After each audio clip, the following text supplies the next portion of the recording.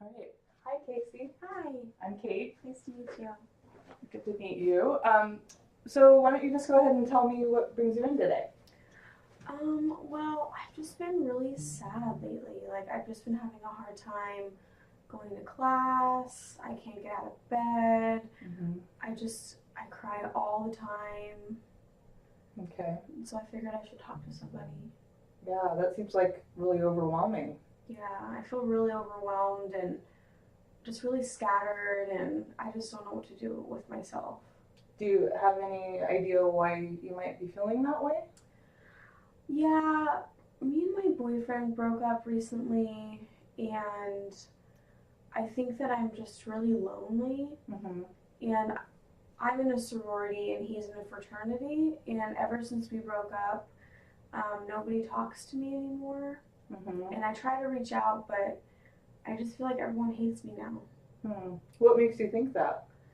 because they don't want to hang out with me anymore. And when I see them, they just like look away. But then they'll tell my friends like, "Oh, I miss Casey," but then nobody reaches out to me. Hmm. Gosh, that sounds really difficult. Yeah. Is this affecting school at all?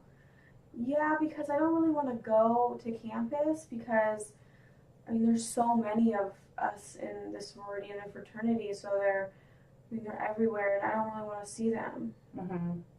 Did you ever hang out with the girls in your sorority like individually, or was it always when you were a couple? Yeah, I did, and even my roommates are my sisters, Hmm. and even some of them stopped talking to me Really? now. Yeah. So do you have other people you can go to talk about things? Yeah, I have a couple of friends, but I just feel like it's at the point where I'm so sad that like I don't even want to be around anybody. Hmm. Um, so what would you like to accomplish in this session today?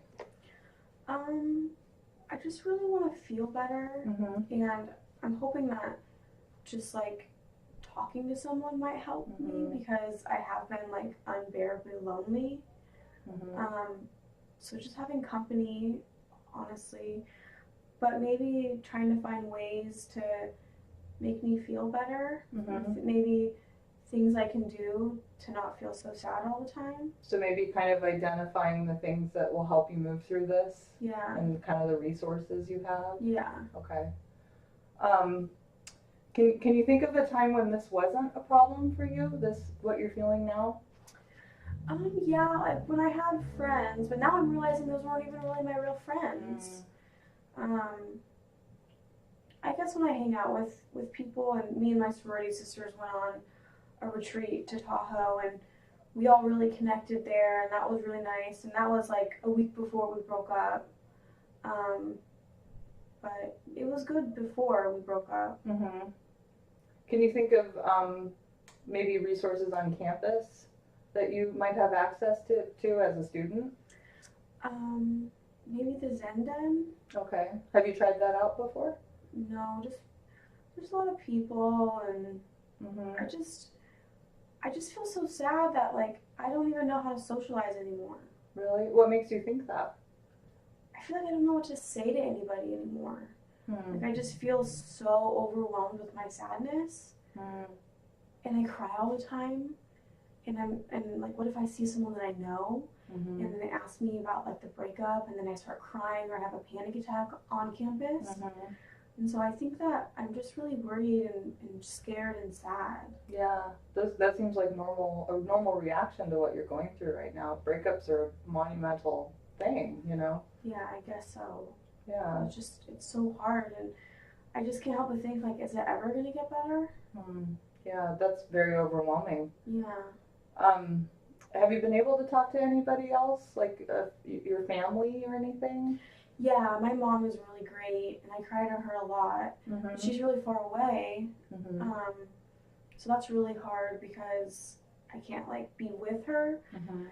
But yeah, I'll talk to her about it, and she's kind of like, "Oh, it's just a breakup," But she doesn't really understand that like my whole life changed and Mm-hmm. really quickly. Mm-hmm.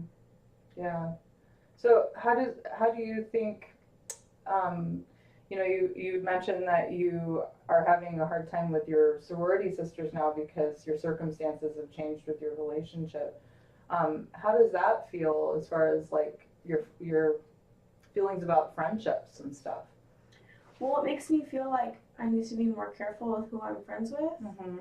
and that maybe this group of people isn't really very like trustworthy. Mm-hmm. I sort of feel like they're just like a clique, and if you aren't part of their clique anymore, or like you disassociate, then everybody hates you and you're no longer accepted and you're not friends anymore. So Mm-hmm. I just don't really think that's a real friendship, and I would never do that to somebody because I thought they were my friends and I was always there for them. Mm-hmm. And now when I'm really sad, like nobody's there for me.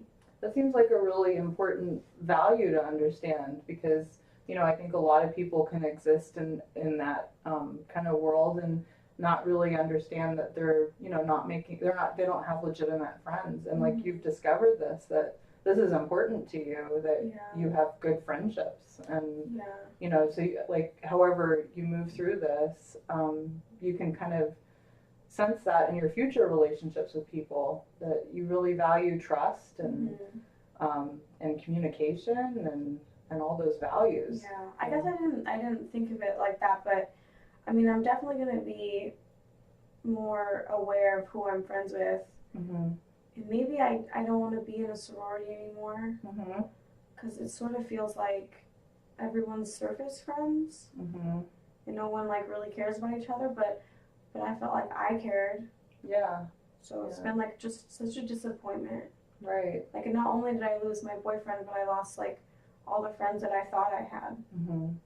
So it sounds like you're really grieving right now. That maybe it's not exactly just sadness, but there might be a lot of other feelings involved in that too. Yeah, I think for sure. I mean, I lost a lot really fast. Mm-hmm. Yeah. Do you ever go through any of the other kind of stages of grieving? I don't know if you've heard the other stages, like with anger and withdrawal and those kinds of things. Well, I'm definitely withdrawing because even the friends that I know are my friends, I don't like, and who try to hang out with me, I just feel like I can't because I'm just like too sad. And yeah, sometimes I do feel mad. Like I'm mad that they suck. You know? Yeah. In that I was tricked into being friends with them and thinking that we were all friends, but now we're not. Right. Yeah. So yeah, I guess I am kind of going through some of the stages of grieving. So if you went to bed tonight and then you woke up tomorrow and all of these worries and these sadnesses and anger and everything was gone, what would your day look like tomorrow? Well, I think I would wake up early and actually get out of bed and probably have some coffee and then go to the gym before class because I used to go to the gym and now I don't just because, again, I don't want to see everybody. And so I'd probably go to the gym and then I go to class and do my homework and maybe be able to like sit in the living room with my roommates and watch TV with them at the end of the day and like make dinner with them and not just be in my room so much by myself and crying. Yeah, that sounds like a good day. Yeah. Can you think of something like maybe one small little change you could make to make it seem more possible that that day could happen? Maybe if I actually get out of bed when my alarm goes off and like make that be like my number one goal of the day. It's just to get up and maybe not go to the gym because maybe I'm not ready for that. But at least getting up and going to class and being on time, I think I could probably do that. Yeah, that seems like a very manageable thing. So on a scale of 1 to 10, what do you think the odds are that you'll do that one task? I mean, I think I could probably wake up because, like, there's no one around and I won't have that much anxiety when I'm waking up, maybe. So I think probably like a 6 or a 7. Okay, that's pretty good. So a 6 or a 7 is pretty good. That's a really good positive number. What kind of makes you choose that number over like a 4 or 5? Because it's just getting up on time. Like if you were to tell me that I had to like go to the gym where they all are, Right now, I probably couldn't do that, but I feel like it's something that I can control. Mm-hmm. Like me waking up, I control, Mm-hmm. and so I feel like when I go to the gym, I can't control who's there. So I feel like if I just set my alarm, maybe set a couple alarms, Oh yeah. and then I would be able to wake up. Yeah. Maybe you can find some alarm, like some ringtones that are really Yeah. happy to wake up to. Or like a good song that I like or something. Exactly, like a motivating song. Yeah. Yeah, like a way to kind of restart your the way you start your day. Yeah. Yeah. I think I could do that. Yeah. That sounds like a really good idea. So, Yeah. yeah.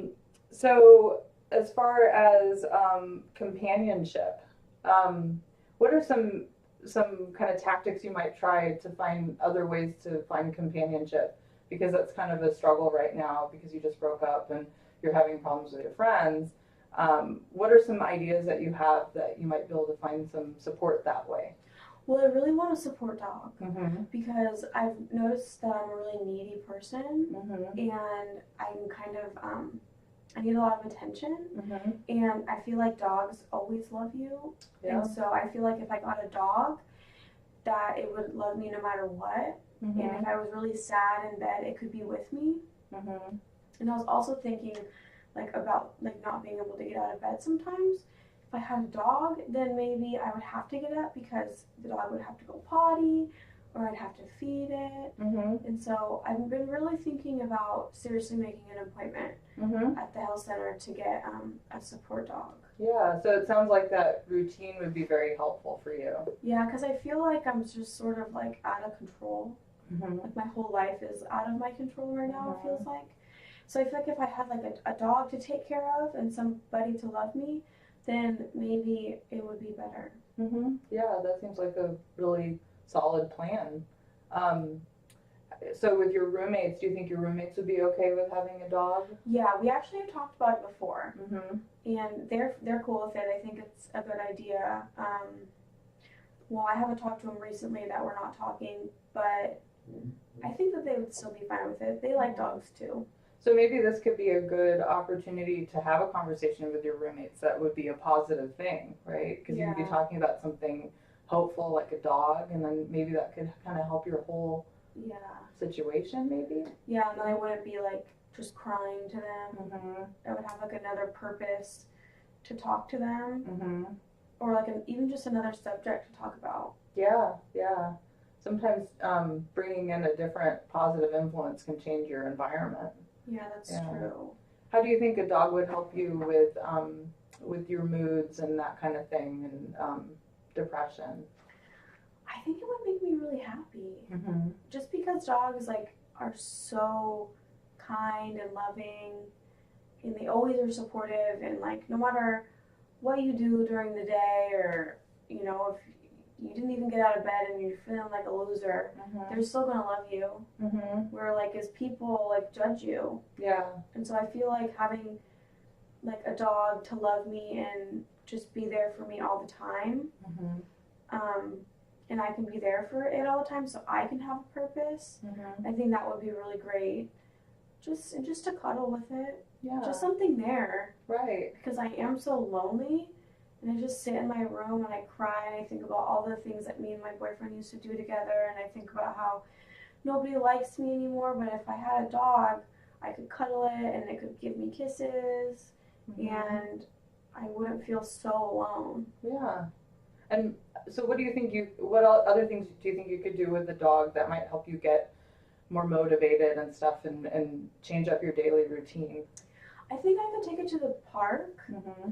and take it on walks, or maybe even the dog park, and that would just get me out of the house. Mm-hmm. And I used to really like hiking, Mm-hmm. and being out in nature, and I don't do that anymore. Mm-hmm. So maybe having a dog would force me out of the house and to go to Lower Park and walk the dog and be in nature, and maybe that would be helpul. Mm-hmm. And maybe run into other people that might be doing the same thing. Right? Yeah. And Yeah. maybe I could meet friends with dogs, Mm-hmm. and we could have dog parties. Yeah, that sounds great. Yeah, I really like dogs. Yeah, I do too. Yeah. So yeah, I understand that with dogs. Well, let me take a look at the time here. I want to make sure that we're staying on schedule. Oh, wow, we've met in 15 minutes already. Oh my gosh. So, if you would like to meet with me next week, Yeah. we can do that. I see so many positive things that you've mentioned today that would be really helpful in moving on.